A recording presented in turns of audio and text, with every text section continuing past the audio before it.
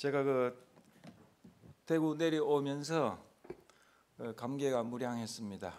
왜냐하면 이 대구는 제가 학창 시절을 보낸 지역이고 참 익숙한 곳입니다. 익숙한 곳이라고 생각했는데 어제 얼마나 헤맸는지 모르겠어요. 5시에 숙소에서 만나기로 했는데 아마 6시도 훨씬 넘었죠. 예. 엄청나게 헤맸습니다. 여기서. 예. 야, 이 대구가 이게 이렇게 복잡해졌구나 그런 생각을 했습니다. 소개하신 대로 저는 81년도에 미국을 갔습니다. 42년 동안 미국에서 살았습니다.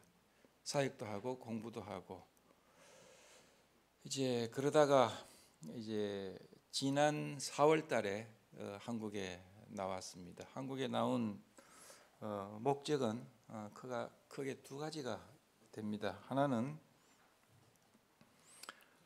제가 이제 70이거든요. 이제 고향 생각이 난 거예요. 예, 외국에 오래 살다가 27에 갔는데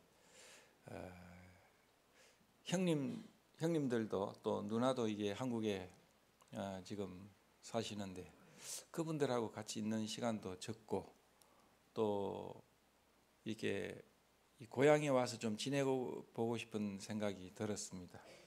그래서 한국에 나오게 된 목적이고, 두 번째는 제가 이제 그 첫째 학교에 있던 그 퇴직을 하고 16년도에 아시아권에 있는 선교지에 지도자들 양성을 하는 그런 마음이 있었어요. 그래서 이제 퇴직을 하고 나와서 여러 나라를 방문을 했습니다. 이제 그때 그 전에는 이제 방문이 있었더라도 선교지에 가면 뭐 며칠 정도밖에 머물지를 못하죠. 그런데 한국에 와 있으면 그 지역에 장기적으로 방문을 할 수가 있고 또 여기서 몇 시간 안 되니까 방문하기가 쉽습니다. 그래서 그런 사역을 좀 계속하고 싶다 하는 그런 생각을 가지고 있었습니다. 세 번째는요, 오늘 말씀과 연관이 되는데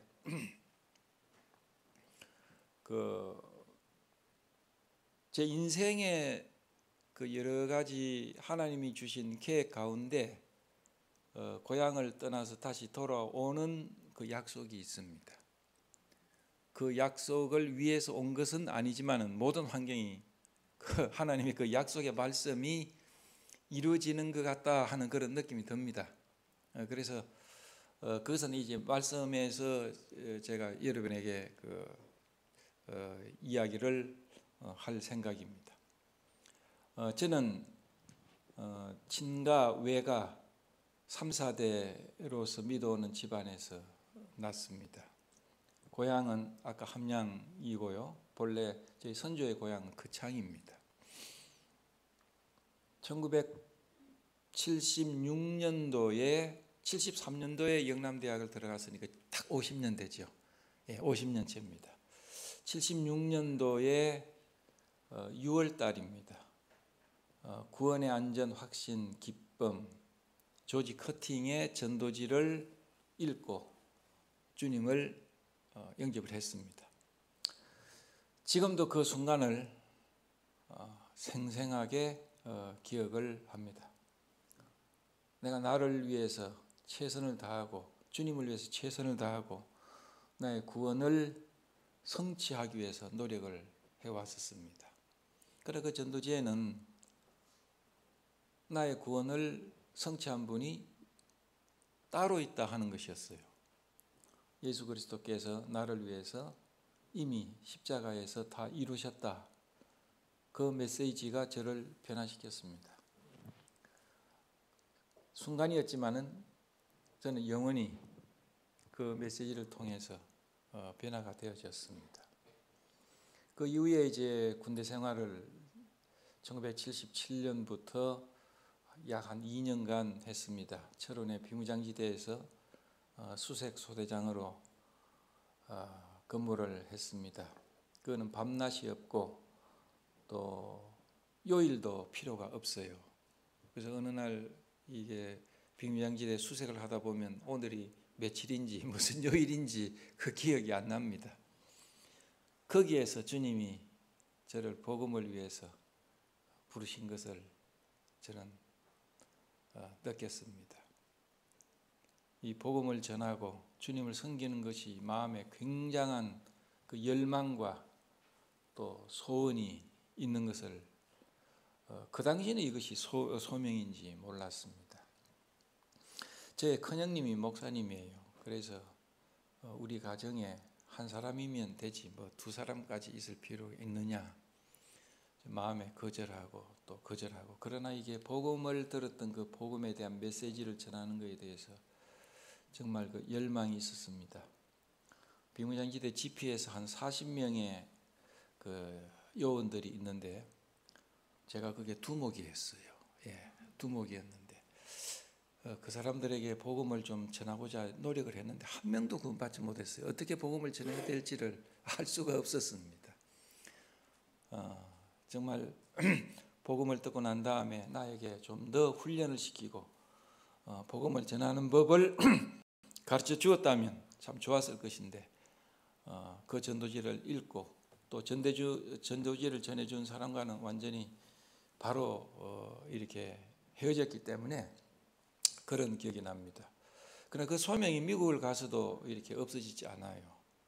그래서 그때부터 복음을 전하고 구원받는 역사가 있고 내가 더 배워야 되겠다 하는 열망을 주님이 주셨습니다. 주체할 수 없는 주님을 배우고 싶은 열망이 있었습니다.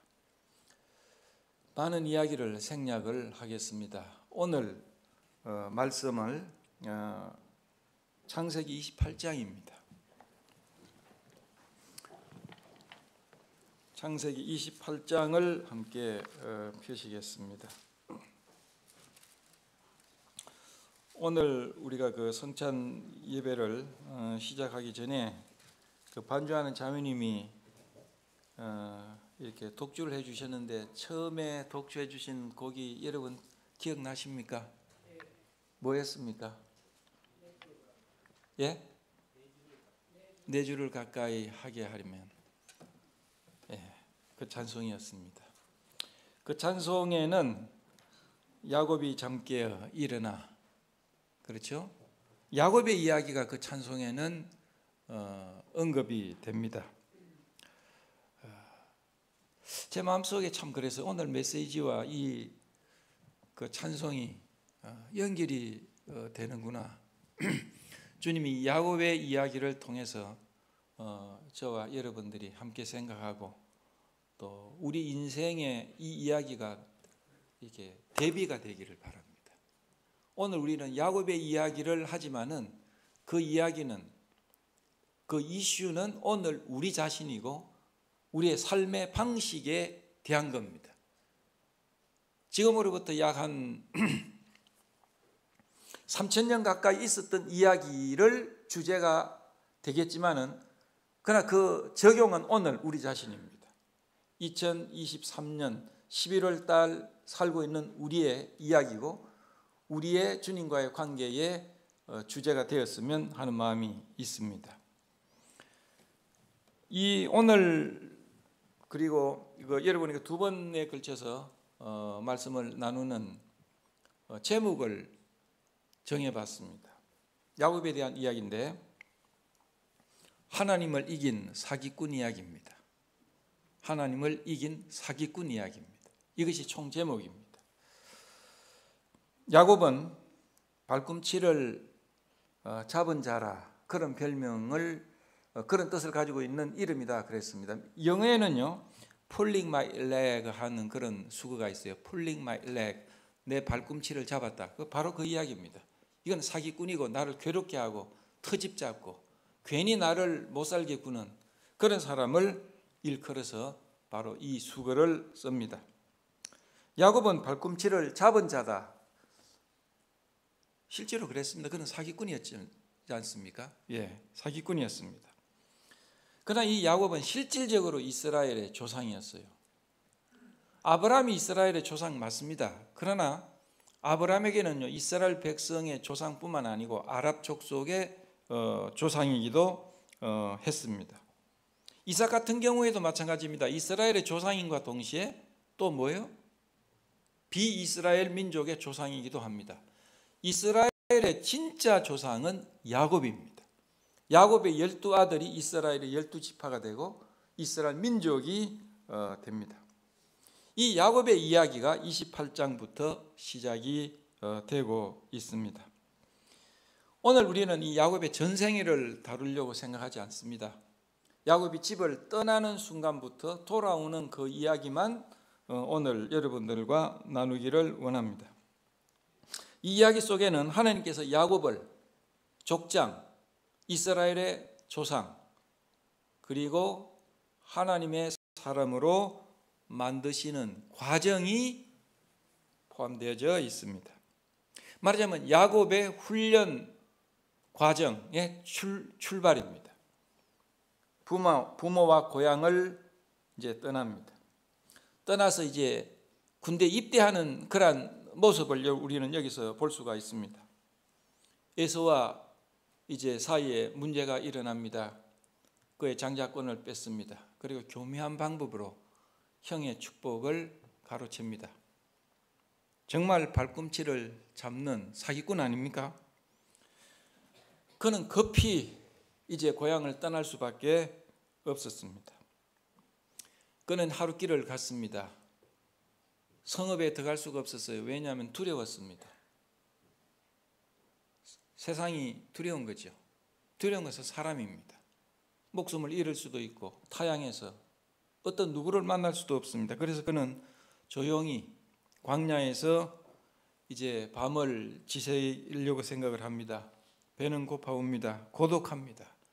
그리고 무엇보다도 불확실한 미래에 대해서 두려움이 있습니다. 그는 의지할 자도 없고 의지할 곳도 없습니다.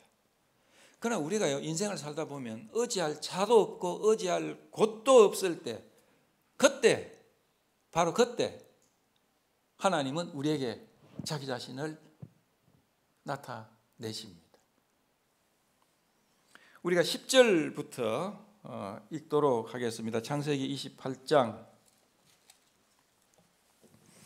오늘 여러분과 제가 같이 이렇게 교감하기 위해서 이 본문을 여러분들이 어느 분이 한번 읽어주시면 좋겠는데요. 10절에서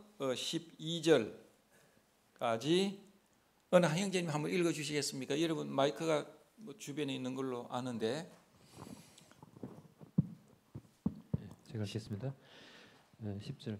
야곱이 브엘세바에서 떠나 하란으로 향하여 가더니 한 곳에 이르러는 해가 진지라 거기서 유숙하려고 그곳에 한 돌을 가져다가 베개로 삼고 거기 누워 자더니 꿈에 본즉 사닥다리가 땅 위에 서 있는데 그 꼭대기가 하늘에 닿았고 또 본즉 하나님의 사자들이 그 위에서 오르락 내리락 하고. 형제님의 성경이 제 성경하고 조금 틀리거든요. 네, 개정. 개정입니까? 예. 예, 저는 그 개역 한글. 이게 옛날 거. 개역 한글. 예, 개역 한글입니다. 제 성경에는 이게 이렇게 위에서 밑으로 있게 돼 있어요. 예. 그렇게 돼 있고 또 중간에 한자가 섞여 있어요. 예. 예를 들면 뭐 유숙한다, 하려고 했을 때 유숙은 그냥 한자로 돼 있습니다. 예. 저는 이 성경밖에 모르거든요. 그리고 저는 이 성경 외에는 안 믿어요. 저는 이 성경이 여러분의 성경보다 훨씬 좋다고 생각을 합니다. 왜냐하면요, 이 성경을 제가 읽을 때 위에서부터 이렇게 읽지 않습니까? 아멘, 믿습니다. 은혜가 됩니다. 근데 여러분 성경이 이렇게 돼 있죠? 안 믿어지는데요. 순종 안 하겠어요. 안 됩니다. 그거는. 그래서 이 성경을 사용을 하면요, 신앙이 참 좋아져요. 여러분 성경을 바꾸십시오. 네. 예? 못해요? 아, 이 성경은 살 수 없습니까? 예, 제 걸 가져가서 좀 복사를 하시고. 첫 번째 창세기 10절에서 15절까지는요. 제목을 달겠습니다. 왜냐하면 제목을 단다는 것은 여러분이 이 내용을 파악하기 위해서 유익하거든요. 고독한 잠자리, 최고의 꿈. 최고의 꿈은요, 안락한 잠자리에서 오지 않습니다. 영적인 최고의 꿈은 고독하고 거친 잠자리 속에서 있을 때, 그때 최고의 꿈을 꿀 수가 있습니다. 야곱은 맨 땅에서 거친 바람이 부는 곳에서 돌베개하고 잠을 청합니다. 한 번도 이런 거친 잠자리를 맞이한 적이 없었을 것입니다. 그는 누워서 슬픔 가운데, 불안 가운데, 두려움 가운데 잠듭니다. 성경을 보면 12절에 그는 누워서 그랬어요. 누워 있었다. 누워 자더니, 같은 12절에 보십시오. 서 있는 분이 있습니다. 누굽니까? 누가 서 있어요? 하나님이 서 있어요. 여러분요, 우리 인생에 있어서 우리가 절망 가운데, 슬픔 가운데 누워서 끙끙 앓을 때, 그때 주님은 서서 우리를 보고 계십니다. 얼마나 놀라운 겁니까?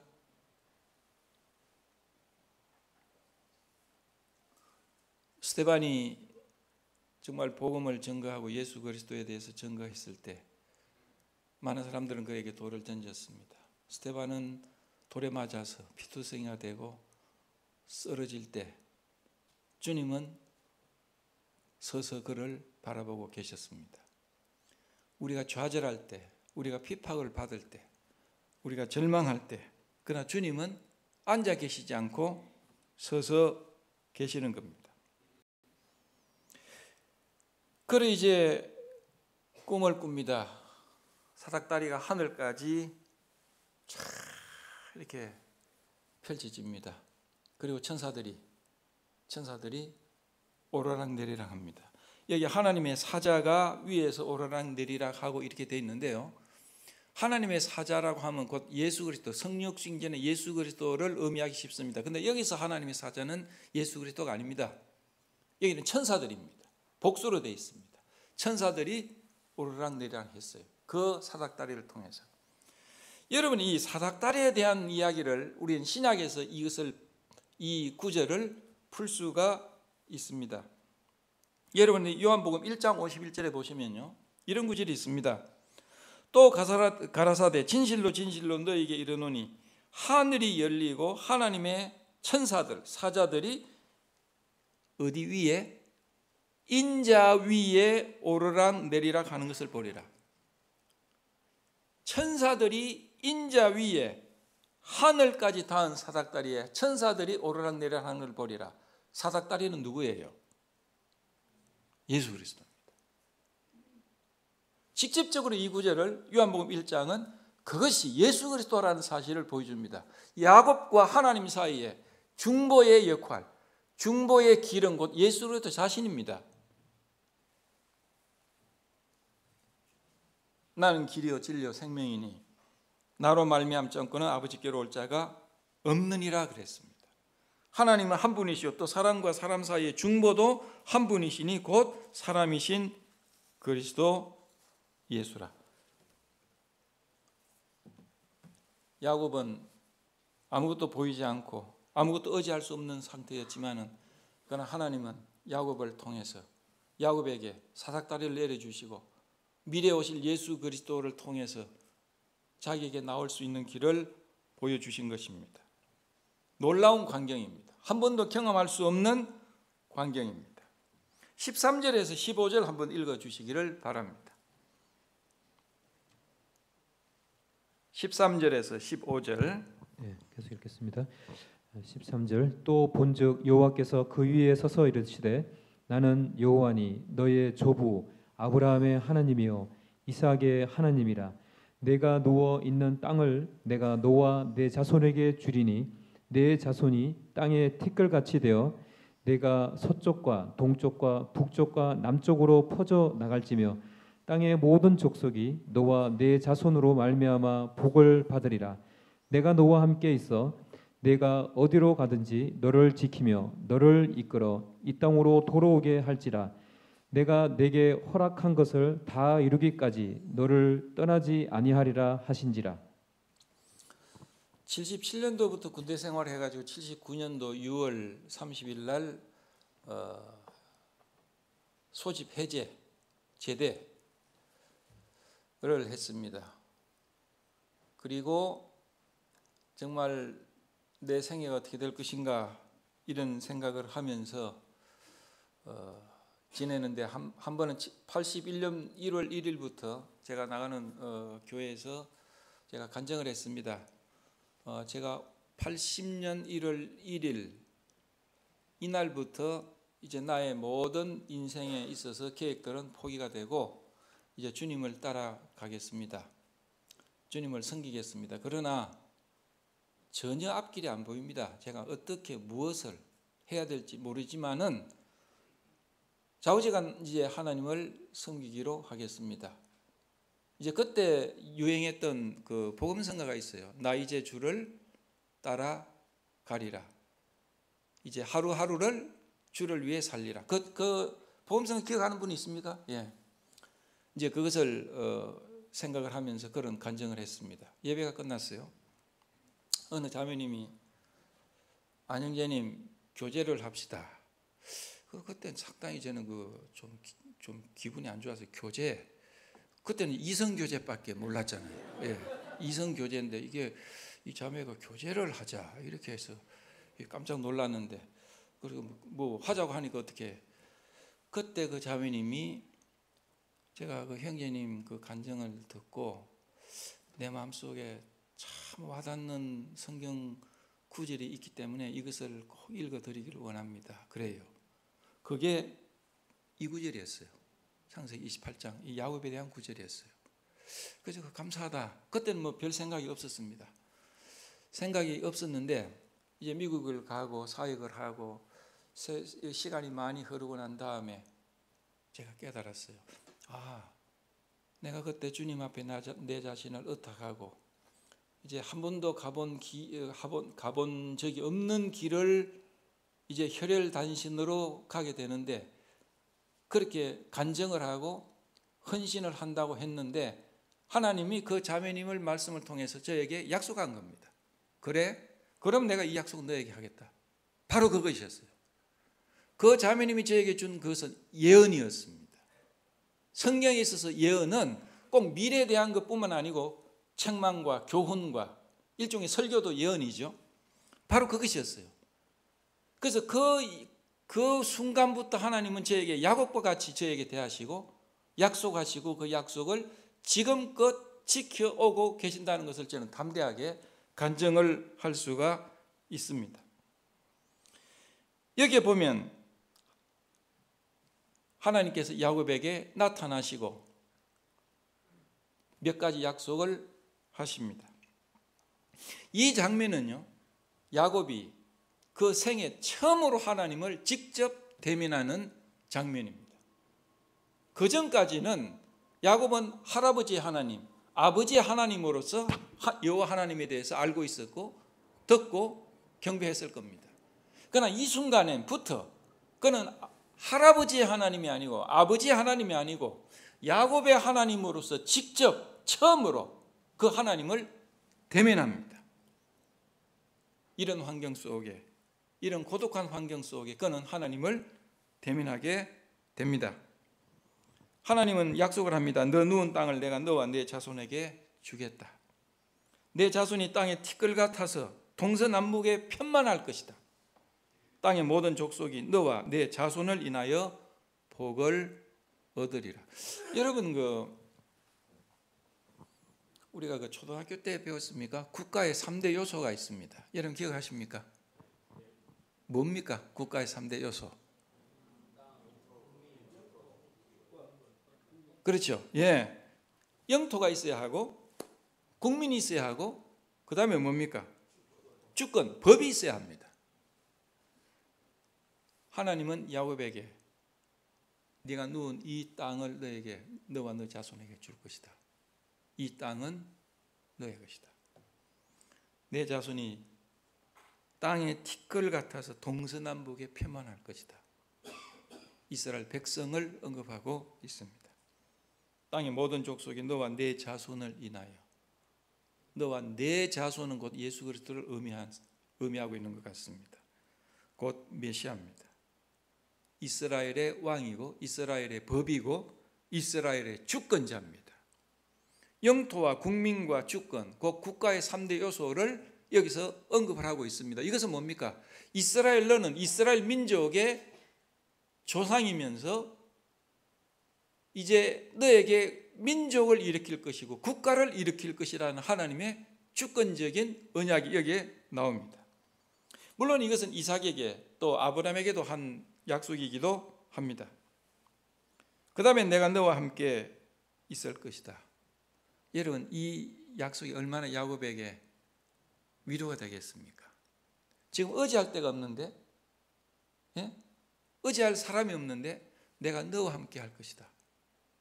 너의 조상 아브라함을, 너의 아버지 이삭을 인도한 것처럼 내가 너를 인도할 것이다. 아무도 없지. 내가 내 곁에 있다. 내가 누구냐? 내가 너와 늘 함께 할 것이다. 주님이 야곱에게 무엇을 주겠다라는 보다도 내가 너와 함께 하겠다는 약속은 훨씬 더 포괄적이고 훨씬 더 강력한 겁니다. 주님은 마지막 제자들에게 명령하기를 온 땅을 걸쳐서 전도하고 내 제자를 삼으라고 지상 명령을 주셨어요. 그리고 약속을 덧붙였습니다. 세상 끝날까지 내가 너와 함께 할 것이다. 그 속에는 모든 약속이 사실 포함되어 있습니다. 내가 어디로 가든지 너를 지키겠다. 너를 이끌어 이 땅으로 돌아오게 할 것이다. 제가 한국에 온 이제 70대 가지고 한국에 온 목적이 여기에 있어요. 하나님이 내가 너를 인도해 가. 그때 제가 미국 간다는 생각은 꿈에도 할 수 없었어요. 그러나 먼 길을 가서 40여 년 동안 있다가 마지막에 내가 고향에 돌아오게 하겠다라는 약속이 저는 이것이라고 생각을 합니다. 내가 내게 허락한 것을 다 이루기까지 너를 떠나지 않을 것이다. 얼마나 강력한 약속입니까? 그날 아침에 야곱은 일어나서 예배 드렸습니다. 그리고 출발을 합니다. 그러나 변화된 건 아무것도 없었어요. 변화된 것 아무것도 없었어요. 가진 것도 없었고 홀로였습니다. 고독한 땅이 펼쳐집니다. 한 번도 가보지 못한 그러나요, 그 전과 그날 아침에 야곱은 완전히 다른 사람이었어요. 왜, 뭡니까? 그는 하나님의 약속을 품고 광야를 건너기 시작합니다. 하나님의 약속을 품고 건너기 시작합니다. 얼마나 놀라운 큰 변화입니까? 세상적으로는 전혀 변한 게 없었어요. 그러나 그 속에는 하나님의 강력한 약속을 가지고 광야를 건넙니다. 히브리서 6장 17절에는 다음과 같은 말씀이 있습니다. 하나님은 약속을 기업으로 받는 자들에게 그 뜻이 변하지 아니함을 충분히 나타내시려고 그 일을 맹세로 보정하셨나니. 뭡니까? 약속을 기업으로 받는 자들입니다. 우리가 아닙니까? 히브리서 11장 9절에 비슷한 말씀이 있습니다. 약속을 유업으로 함께 받은 이삭과 야곱으로 더불어 장막에 거하였으니. 그 당시에요, 야곱은 평범한 청년이었어요. 아무도 주목하지 않는 사람이었어요. 이방인이었습니다. 특별한 존재가 아니었어요. 그러나 그게 아니었어요. 하나님의 유업을 받는 위대한 하나님의 계획을 가지고 있는 장본인이었습니다. 그 다음에 이제 말씀을 계속 읽어보겠습니다. 16절에서 22절. 16절입니다. 야곱이 잠이 깨어 이르되 여호와께서 과연 여기 계시거늘 내가 알지 못하였도다. 이에 두려워하여 이르되 두렵도다. 이곳이여 이것은 다름 아닌 하나님의 집이요 이는 하늘의 문이로다 하고 야곱이 아침에 일찍 일어나 베개로 삼았던 돌을 가져다가 기둥으로 세우고 그 위에 기름을 붓고 그곳 이름을 베델이라 하였더라. 이 성의 옛 이름은 루스더라. 야곱이 서원하여 이르되 하나님이 나와 함께 계셔서 내가 가는 이 길에서 나를 지키시고 먹을 떡과 입을 옷을 주시어 내가 평안히 아버지 집으로 돌아가게 하시오면 여호와께서 나의 하나님이 되실 것이요 내가 기둥으로 세운 이 돌이 하나님의 집이 될 것이요 하나님께서 내게 주신 모든 것에서 10분의 1을 내가 반드시 하나님께 드리겠나이다 하였더라. 이 부분의 제목을 붙이겠습니다. 이 부분의 제목은 초라한 예배당 최고의 예배. 초라한 예배당 최고의 예배입니다. 하나님은 이 놀라운 광경을 보고 엄청나게 놀랐습니다. 이곳에 할아버지 하나님, 아버지 하나님이 여기도 계시네. 이 황량한 광야에 그분이 여기에 계시고 나에게 자기 자신을 나타내 주셨다. 이것은 야곱이 이때까지 들었던 하나님이 아니고 정말 어제 저녁에 목격한 그 하나님의 그 위대성과 그 놀라움을 몸소 체험하게 된 순간이었습니다. 여호와께서 여기 계시거늘 내가 알지 못하였다. 두렵도다. 이곳이요. 이곳이 하나님의 집이다. 여기서 야곱은 하나님의 편재성을 경험을 합니다. 여러분, 편재가 어떤 뜻입니까? 하나님이 편재하신다 그랬는데 어떤 뜻이죠? 하나님은 모든 곳에 계신다. 아니 계신 곳이 없다. 이것은요, 편재에 있어서 한 지엽적인 부분입니다. 또요, 하나님 편재성은 모든 곳에 계신다. 또 편재는 뭡니까? 언제나 계시는 겁니다. 하나님은 어제나 오늘이나 영원토록 언제나 계십니다. 하나님은 모든 곳에 계시고 언제나 계십니다. 그러나 편재에 있어서 좀 모자라는 부분이 또 있습니다. 무엇일까요? 예? 하나님은 어디나 계시고 언제나 계시고 그러나 완전한 하나님으로 계십니다. 완전한 하나님으로 계십니다. 여러분이 지금 대구에 있고 어느 형제님이 저 아프리카에 있는데 하나님의 일부분만 여기 있고 하나님의 일부분은 거기 있고 그렇지 않죠? 여기에도 완전한 하나님, 저분에게도 완전한 하나님, 언제나 어디서나 하나님은 완전한 하나님으로 계십니다. 이것이 편재입니다. 야곱은 내가 너와 함께 있겠다, 너를 지킨다, 너를 떠나지 않는다 라고 하심으로써 이 하나님은 어디나 계시고 언제나 완전한 하나님으로 출현하시는 분이시라는 자각을 야곱을 하게 됩니다. 두 번째, 야곱은 하나님의 전능성을 경험을 합니다. 내 자손에게 이 땅을 준다. 자손이 땅에 티끌같이 많아진다. 모든 족속이 내 자손으로 인해서 복을 얻는다. 나는 아브라함의 하나님이요 너의 아비 이삭의 하나님이다. 이야, 하나님이 이럴 수 있는가? 우리 아버지도 우리 할아버지도 땅 한 평이 없는데 지금 그런 환경으로 살아가고 있는데 이리 쫓기고 저리 쫓기고 그러나 이 전체 땅을 나에게 준다?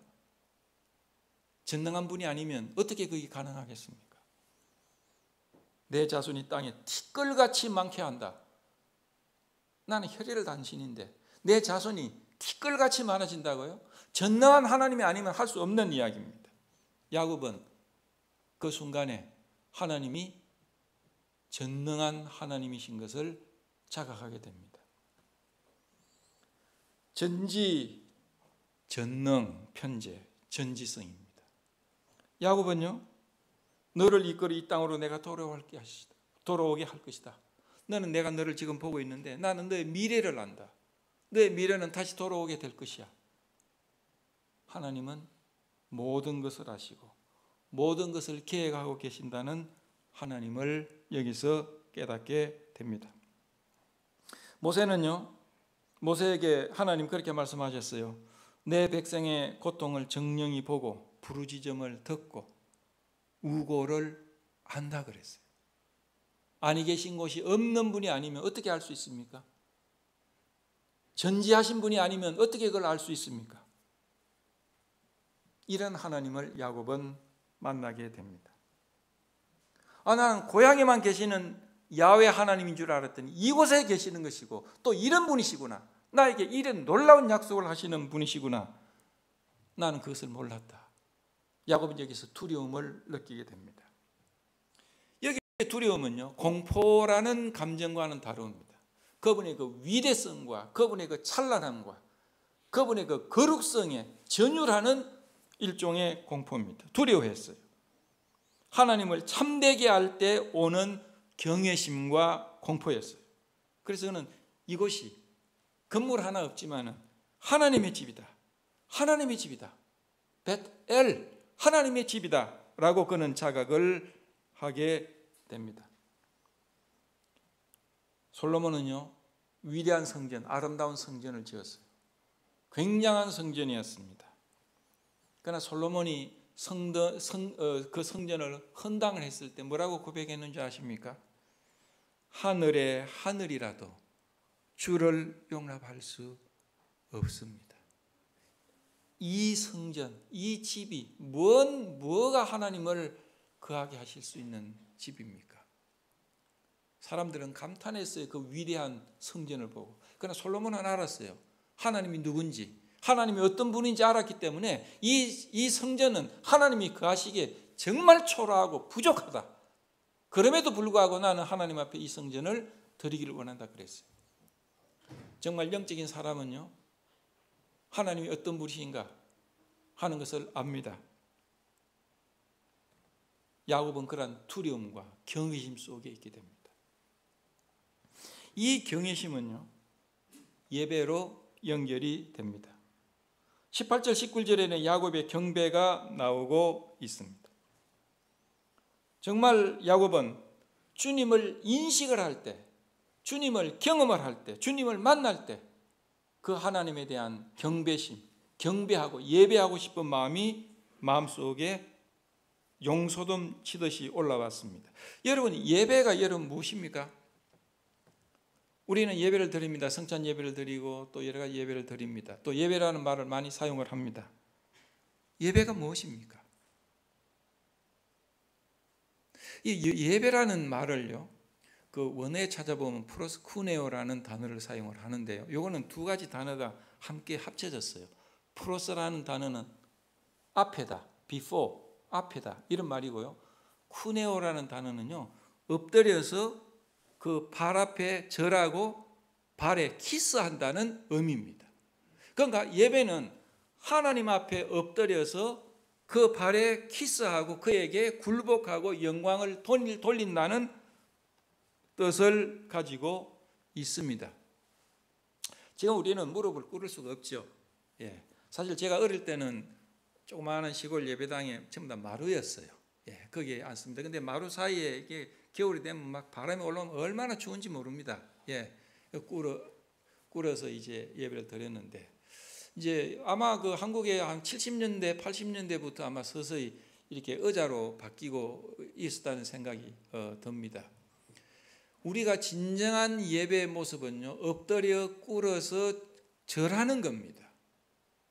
제가 그 우즈베키스탄을 갔는데요. 우즈베키스탄에 어느 그 이슬람 사원을 갔습니다. 굉장히 오래된 사원인데 아마 수백 년 된 사원인데 제 눈에는 초라하게 보였어요. 카펫이 이렇게 쭉 깔려 있고 기둥이 이제 기둥이 몇백 년 된 기둥인데 거기에 참 아름답게 조각을 했어요. 그런 것이 있고 맨 앞에 요 앞에는 아무것도 없어요. 그리고 약간 옆에 한 두 계단이 있고 그 위에 앉을 수 있는 아주 초라한 무슨 의자가 하나 있었어요. 제가 그 이슬람 그것을 가서 제가 참 감동이 있었던 건 뭐냐면 그 사람들이 여러분이 알다시피 그 예배하러 와서 어떻게 합니까? 예, 엎드립니다. 엎드려 절합니다. 그리고 입술을 땅에 댑니다. 예, 그리고 이렇게 합니다. 이렇게 하죠. 이게 뭡니까? 그러니까 주님이 주신 축복을 제가 먹는다는 의미예요. 그런 의미라고 설명을 하더라고요. 아무것도 없어요. 여기서 배울 점이 있구나.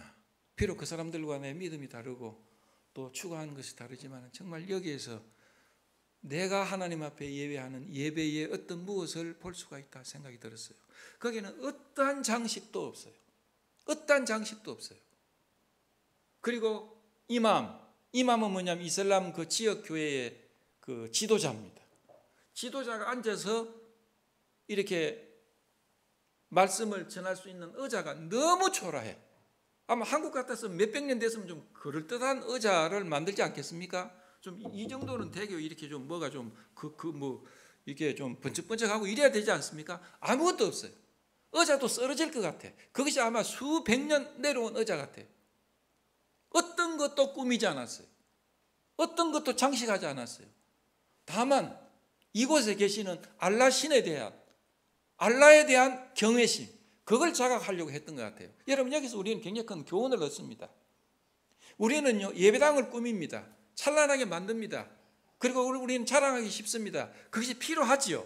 왜냐하면 예배 장소가 필요하니까. 그러나 우리 정신은요, 이런 것이 아니고 이곳에 계시는 그 하나님에 대한 놀라운 경외심을 우리는 가질 때 진정한 예배가 형성이 됩니다.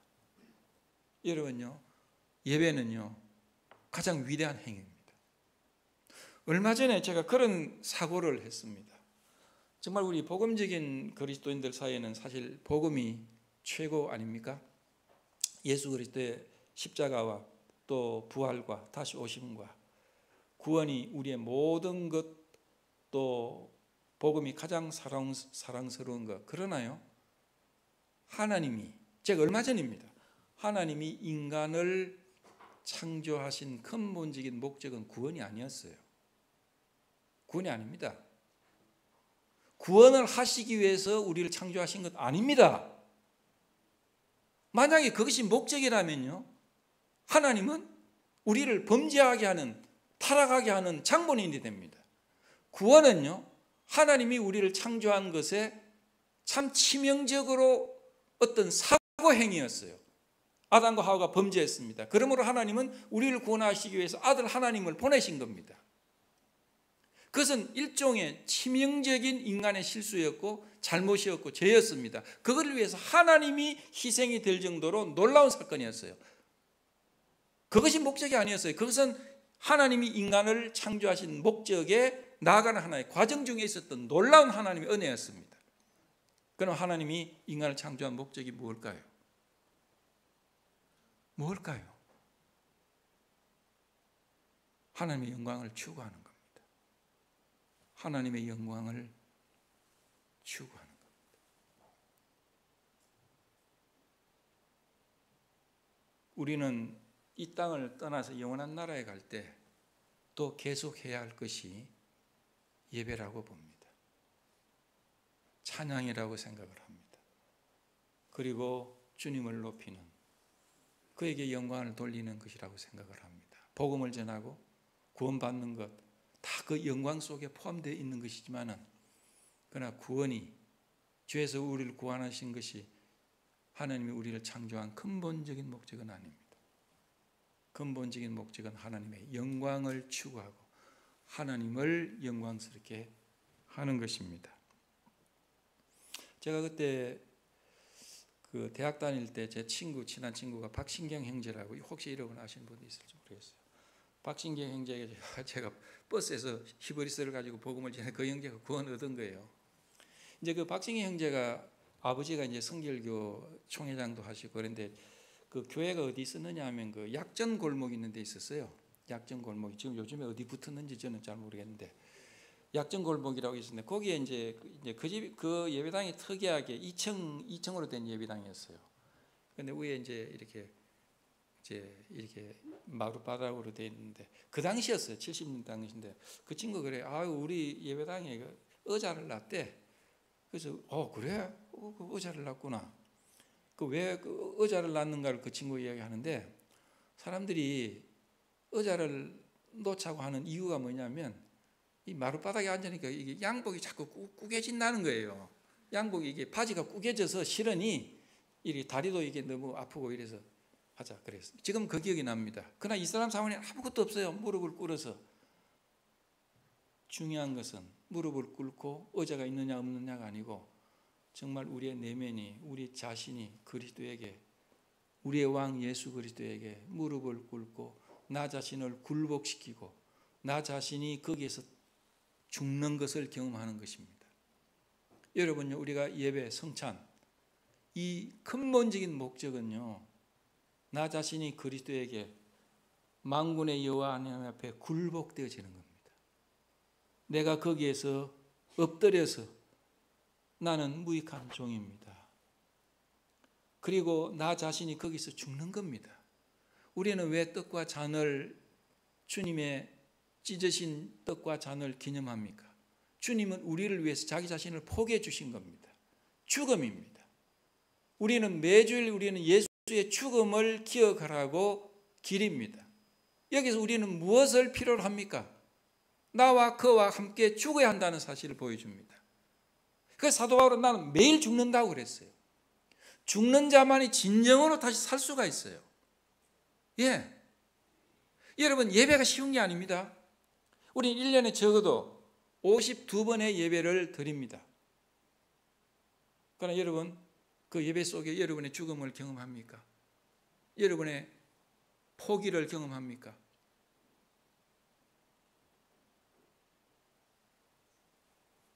진정한 예배는 죽음을 경험하는 겁니다. 아브라함은 이삭을 손을 잡고 올라갔어요. 내가 예배하러 오리라. 내가 예배하고 경배하고 다시 오리라. 뭡니까? 거기는 죽음을 계획을 하고 올라간 겁니다. 죽음이 없는, 자기 굴복이 없는 예배는 예배가 아닙니다. 여러분요, 이런 예배를 우리가 드리는 건 쉬운 문제가 아닙니다. 우리는 주님 상에 앉을 때 수없는 투쟁이 일어나게 되어 있어요. 투쟁이 일어나야 합니다.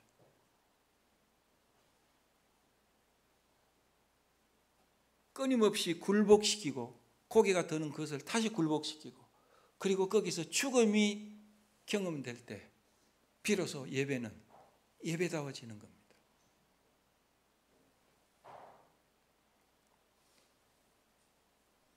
20절에서 22절에는 경배하고 야곱은 기도하게 됩니다.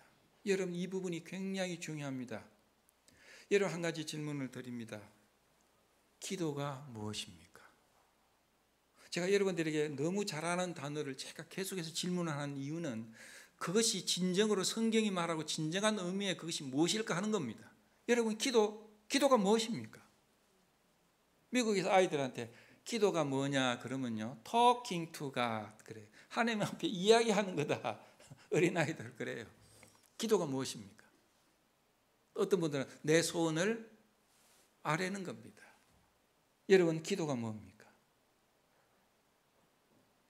여러분, 기도가 무엇인가를 알게 되면 여러분의 기도의 생활이 바뀌게 될 것이라고 봅니다. 여러분, 기도가 무엇입니까? 여러분, 심각해지셨어요. 기도가 뭡니까? 기도는요, 하나님의 뜻을 구하는 겁니다. 내 뜻을 구하는 것이라기보다도 하나님의 뜻을 구하는 겁니다. 전제 조건이 있습니다. 정상적이고 성경적인 영적인 기도를 하기 위해서는 하나님의 뜻을 알아야 기도할 수가 있습니다. 왜? 기도는 하나님의 뜻을 구하는 것이기 때문에 그렇습니다. 여러분, 야곱의 기도를 보십시오. 놀라운 거 발견할 수 있습니다. 일일이 읽지 않겠습니다. 하나님이 야곱에게 여러 약속을 하셨어요. 내가 이 땅을 너에게 주고 너와 함께하고 너의 필요한 것을 공급을 하고 편안히 돌아올 것이고 너에게 이렇게 하고 이렇게 하고 이렇게 하고 이렇게 하고 하나님의 뜻이었어요. 하나님의 계획이었어요. 그런데 야곱이 일어나가지고 기도 내용을 보십시오. 뭐였습니까? 하나님이 약속한 것을 그대로 반복하고 있어요. 반복하고 있지 않습니까? 예, 보십시오. 예, 반복하고 있습니다. 서원하여 가로되 하나님이 나와 함께 계시사 내가 가는 이 길에서 나를 지키시고 먹을 양식과 입을 옷을 주사 나로 평안히 아비 집에 돌아오게 하시오면, 여러분 어떻습니까? 야곱의 기도 내용은요, 하나님이 그에게 약속한 거예요. 하나님의 약속을 그대로 반복하고 있습니다. 하나님의 약속은 하나님의 뜻이었어요. 야곱은 그 뜻을 이루어 달라고 요구하는 겁니다. 이것이 기도입니다. 우리는 기도하기 위해서 하나님의 뜻을 알아야 할 필요가 있어요. 주님은요, 제자들이 주님 앞에 그랬어요. 우리에게 기도를 가르쳐 주십시오. 주님은 소위 말하는 주기도문을 알려주신 겁니다. 이건 주기도문이라기보다도 제자들의 기도입니다. 너희들은 이렇게 기도하라. 그 가운데요, 뜻이 하늘에 이룬 것 같이 땅에서도 이루어지이다. 하나님 아버지의 뜻이 하늘에 이룬 것 같이 그 뜻을 땅에 이루어 주십시오. 하나님의 뜻을 이 땅에 이루십시오. 그게 예수님의 기도였어요. 너희는 그렇게 기도하라는 겁니다. 주님은요, 마지막 이제 만찬을 마치고 이제 십자가의 고난을 앞두고 있습니다. 그는 하나님 앞에 이렇게 기도하셨어요. 내 뜻대로 마옵시고 뭐예요? 아버지 뜻대로, 아버지 뜻을 이루십시오. 오래전에 제가 이 기도에 대해서 공부를 하면서 큰 충격으로 발견한 것이 있습니다. 이 다니엘서 4장에 보면 다니엘의 기도가 나옵니다. 다니엘이 예레미야 29장을 읽고 있었어요. 예레미야 29장에는 뭐냐면 너희가 바벨론에 사로잡혀 갈 것이고 70년 만에 내가 돌아오게 할 것이다. 다니엘은 이 구절을 읽으면서 우리 민족이 지금 포로 상태인데 70년 만에 돌아오게 하겠다는 하나님의 계획이 있고 뜻이 있네?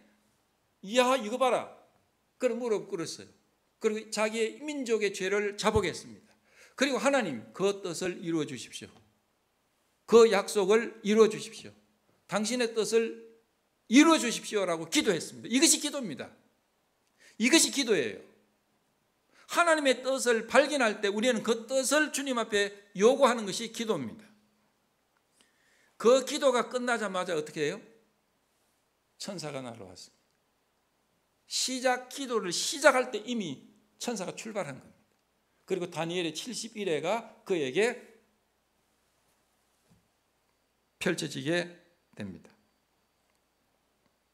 에스겔 30, 이사야 51장은요, 폐허된 약속이 회복되어진다는 그 사실을 알고 다니엘은 기도했죠.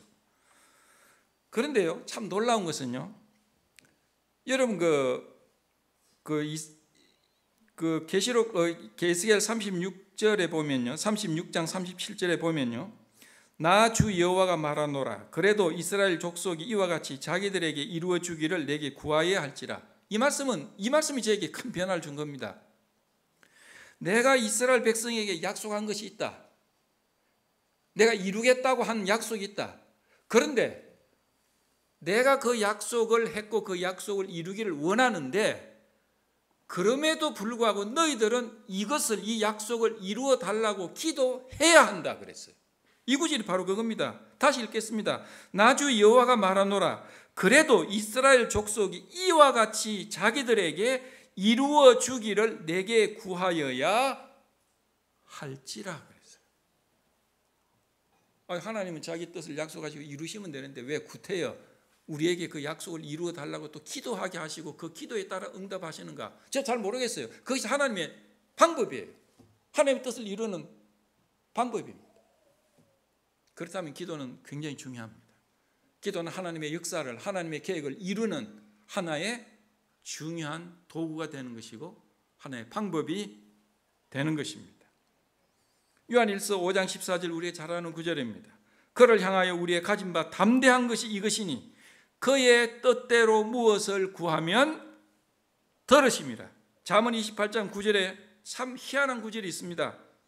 사람이 귀를 돌이키고 율법을 듣지 아니하면 그 기도도 가증하다 그랬어요. 여러분, 기도라고 모든 기도가 거룩합니까? 아닙니다. 어떤 기도는 하나님 앞에 가증합니다. 어떤 기도가 가증할까요? 율법을 듣지 않는 그 기도는 가증합니다. 그 말이 뭘까요? 율법에는 하나님의 뜻이 나타나 있어요. 이렇게 꼭 모세 율법이라고 말할 필요 없어요. 율법이라는 건 하나님의 말씀을 말합니다. 이건 뭐예요? 사람이 귀를 돌이키고 하나님의 말씀에 무지하거나 하나님의 말씀을 듣지 아니하고 하나님의 말씀을 모르고 기도했을 때 그 기도는 가증할 수 있다는 겁니다. 왜? 기도는 하나님의 뜻과 조화가 되어야 돼요. 하나님의 영광과 조화가 되어야 그 기도는 올바른 기도입니다. 여러분은 말씀을 읽을 때 기도가 형성됩니다. 왜? 하나님의 말씀을 통해서 하나님의 뜻, 하나님이 기뻐하시는 것이 무엇인가를 알게 됩니다. 그때 그것을 우리 주님 앞에 기도할 때 그것은 기도가 되는 겁니다. 그러면 이런 질문이 있죠. 그러면 내가 원하고 내가 필요한 것은 뭐 기도 못한다는 이야기입니까? 여러분 어떻게 생각하세요? 그렇습니까? 아닙니다. 나의 필요한 것, 나의 원하는 것, 모든 것들을 구할 수가 있습니다. 조건이 있어요. 내가 그 기도하는 목적이 무엇인가? 여러분이 하나님의 영광을 위해서 산다면 여러분이 필요한 모든 것들은 하나님의 뜻 가운데 있습니다. 제가 언젠지 1986년도 시카고를 갔습니다. 어제도 이야기했지만은 그 이야기를 하자면요, 며칠이 걸려도 다 못합니다. 아무것도 없는 한 속에서 공부하기 위해서 갔습니다. 시카고의 겨울이 혹독합니다. 1986년 겨울은요, 엄청난 겨울이었어요. 우리가 가져갔던 돈은 다 떨어졌습니다. 다 떨어져 갑니다. 아무것도 없습니다. 직업도 없습니다. 아무것도 없습니다. 너무 무책임한 상태였어요. 두려움이 있습니다. 공포가 있어요. 그때 아이들이 둘이고 또 뱃속에 아이가 있고 우리 5 식구는 이 추운 겨울에 과연 여기서 살아남을 것인가? 여러분요, 지금도 그 생각을 하면요, 마음이 저려요. 그런데 보니까 눈이 쭉 첫눈이 내려요. 첫눈이 치고는 굉장히 많아. 그런데 참 이상하게 우리 집사람도 있고 아이들인데 우리 집사람 앞에서 내가 엎드려서 기도하는 걸 참 이게 좀 그럴 것 같아요. 좀 부끄러울 것 같아요. 그래서 우리 차가 고물차. 거기 눈이 싹 덮여서 저 속에 들어가면 아무도 안 보이겠다. 제가 그 속에 들어갔어요. 그리고 기도했습니다. 딱 한 가지. 나에게 일용할 양식을 주십시오.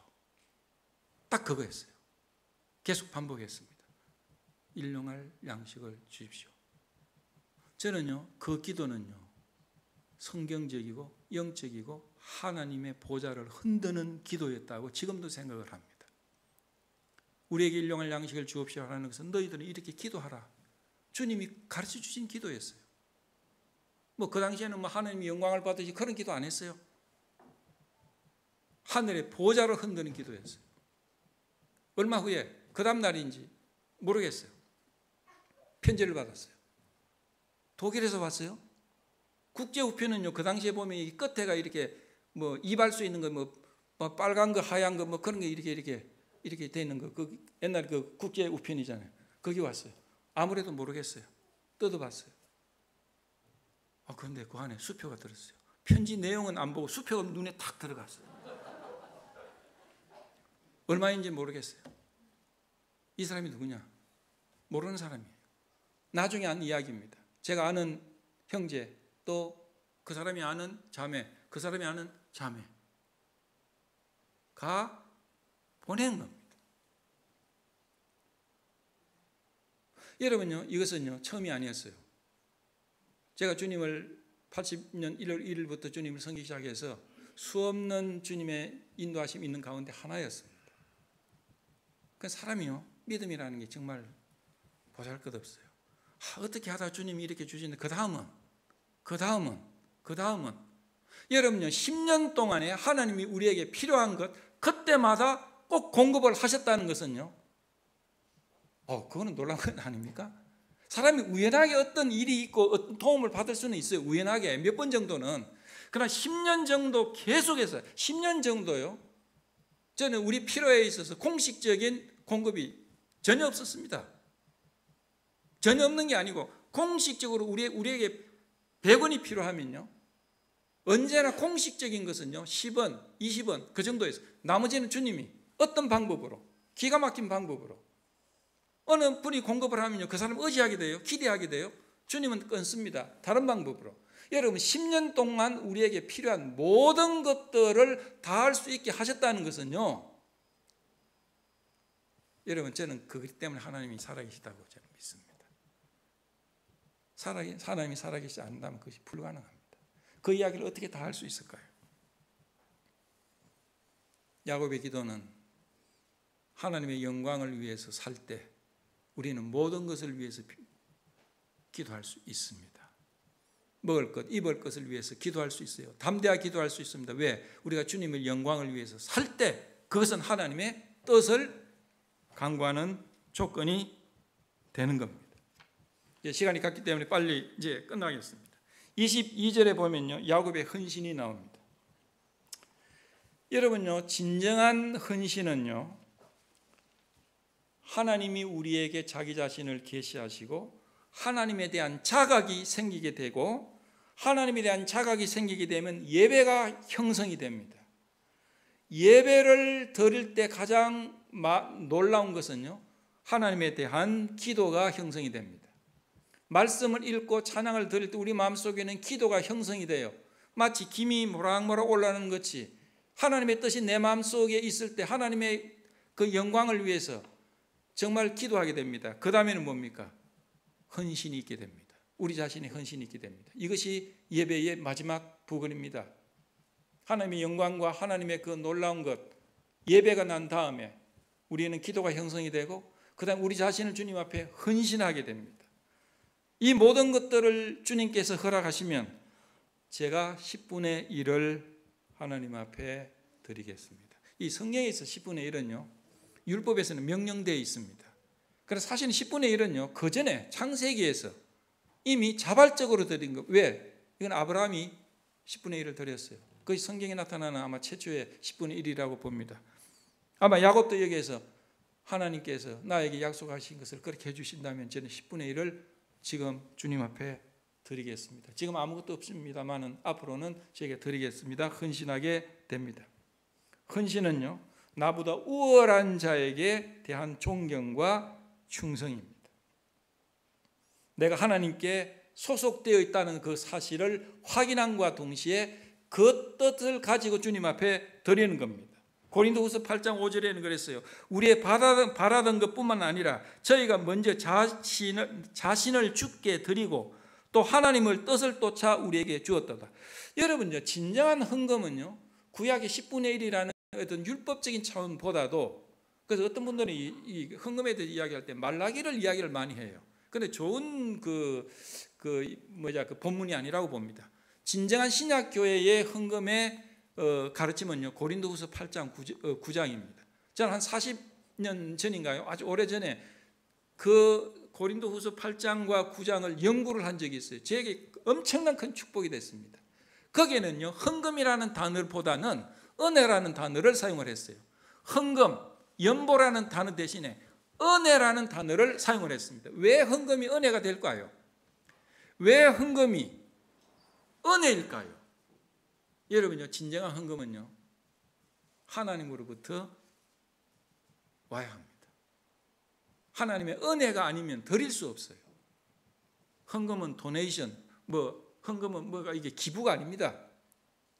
야곱의 마음속에 하나님에 대한 크심과 그 위대하심을 자각을 했어요. 경배가 이루어집니다. 그리고 그분 앞에 예배가 되고 그 다음에 자기 자신을 어떻게 할 수 없는 내 자신을 주님 앞에 드리겠습니다라는 그 헌신이 있게 됩니다. 이것은 자연스러운 예배자의 결론입니다. 이런 헌금은요 하나님이 기쁘게 받으실 수 있는 헌금입니다. 그래서 그건 은혜입니다. 하나님의 은혜가 없으면 참된 헌금을 할 수가 없어요. 돈이 많다고 해서 헌금이 될 수 있는 문제입니까? 아닙니다. 주님이 그렇게 했어요. 그 많은 부자들이 많은 헌금을 드린 것보다도 2렙돈을 드린 과부가 더 큰 헌금을 드렸다. 하나님의 시선은 거기에 있습니다. 하나님은 마음을 살피시고 그 마음을 통해서 드리는 헌금을 받으십니다. 그렇기 때문에 진정한 헌금은 쉽지 않습니다. 은혜를 받지 않으면 헌금을 드릴 수가 없어요. 진정한 헌금은 차원입니다. 오늘 여기서 일단은 마치고요.